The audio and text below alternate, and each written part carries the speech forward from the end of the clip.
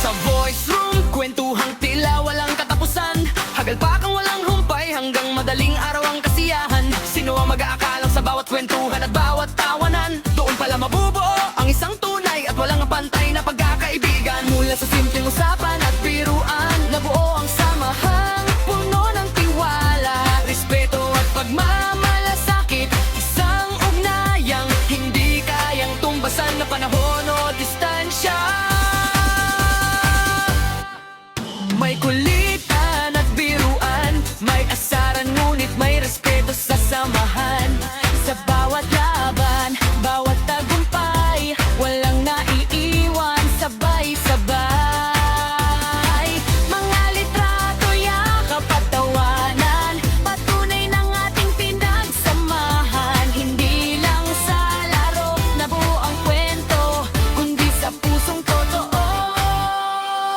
Bankruptcy family, Wayplay to reality. Mula sa screen, naging tunay ang ngiti. Hindi lang tropa, hindi lang barkada, kundi pamilyang laging magkakasama.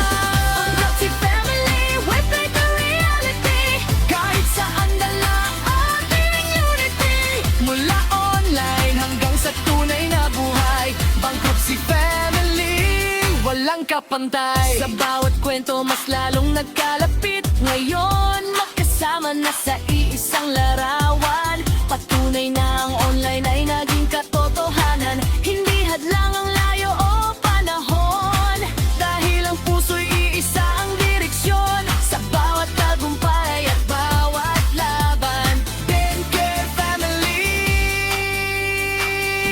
walang iwanan. Ito ang kwento nating hindi malilimutan. Mula sa Wayplay hanggang sa tunay na buhay, The Anchor Family, habang buhay na gabay. Wayplay brought us together, reality natives family. Bankruptcy family, forever. Kahit saan man tayo dalhin ng panahon, hindi mababago ang ating layon. Dahil ang samahang minsang nabuo ay habang